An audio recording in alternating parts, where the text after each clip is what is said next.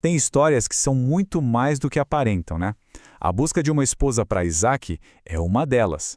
Não se trata só de um casamento, mas sim da continuação de uma promessa que literalmente ia dar origem a nações. Vamos desvendar juntos esse comando que ecoou por milênios?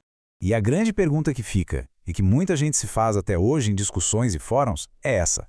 Por que essa insistência toda de Abraão? Por que especificamente não podia ser uma mulher de Canaã?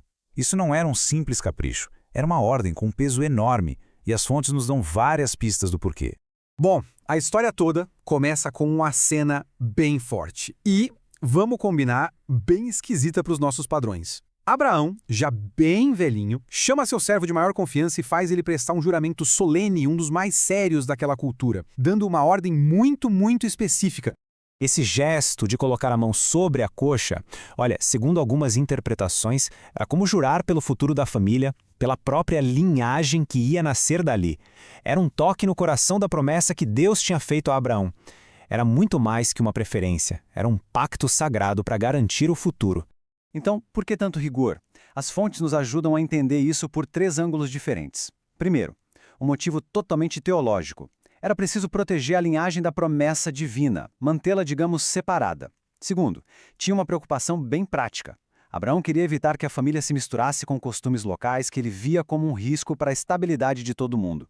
E por fim, tem uma terceira visão, uma leitura mais crítica, que enxerga isso como uma busca por pureza, uma tentativa de não se misturar com o que eles consideravam uma linhagem amaldiçoada. E com essa ordem sagrada nas mãos, a missão começa. O servo, que a tradição aponta ser Eliezer, parte para uma jornada que tinha tudo para dar errado. Ele não tinha um endereço, não tinha um nome, ele só tinha confiança na promessa do seu mestre. E é aqui que a história ganha uma outra dimensão. Porque, do ponto de vista da fé, essa não era uma viagem comum. Era uma missão que seria, do começo ao fim, guiada por uma força maior. Tinha a garantia de que um anjo iria na frente preparando o caminho. Ao chegar no seu destino, perto de um poço, o servo bola um plano, um teste super inteligente. Ele não estava procurando beleza ou riqueza. Ele precisava de um sinal claro, uma prova de que aquela era a mulher certa, a escolhida pela providência. E a ideia dele foi brilhante. Ele pediu a Deus um sinal. A moça certa não ia só dar água para ele, um estranho, ela por conta própria se ofereceria para dar água para todos os 10 camelos da caravana. Agora imagina o trabalho que dá matar a sede de 10 camelos depois de uma viagem longa. Era um teste de generosidade e de proatividade no nível máximo. A gente precisa entender o contexto aqui. Pode não parecer grande coisa hoje, mas naquela época e lugar, hospitalidade era tudo. A atitude da Rebeca de oferecer água de forma tão imediata e generosa para ele e para os animais era um sinal gigantesco de um bom coração e de um caráter excepcional. Era exatamente o que o servo pediu.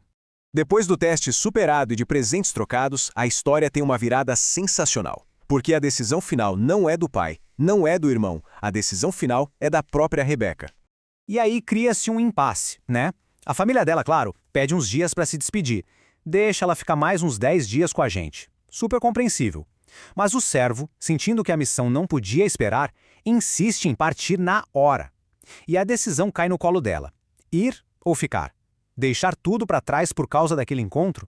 E com uma única palavra, uma palavra cheia de força, irei, Rebeca define seu destino. Ela mostra uma força, uma fé e uma autonomia impressionantes, concordando em viajar rumo ao desconhecido e aceitando seu papel nessa história épica.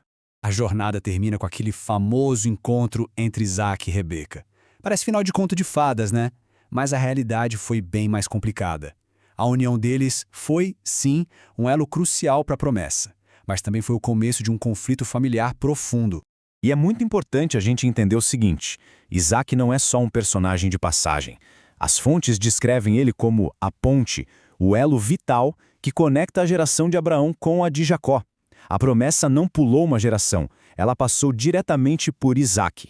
O casamento dele com Rebeca era garantia de que a corrente não ia se quebrar. Pois é, mas nem tudo são flores. A história azedou. As fontes mostram como o favoritismo dentro de casa, Isaac preferindo o filho Esaú e Rebeca preferindo Jacó, plantou a semente de uma rivalidade que ia durar gerações e mudar tudo. E vale dizer que, hoje em dia, outras discussões surgem a partir dessa história. Algumas análises mais críticas, por exemplo, levantam um debate sobre a idade de Rebeca quando se casou. O que nos faz lembrar que a gente sempre lê esses textos antigos com os olhos e valores da nossa própria época.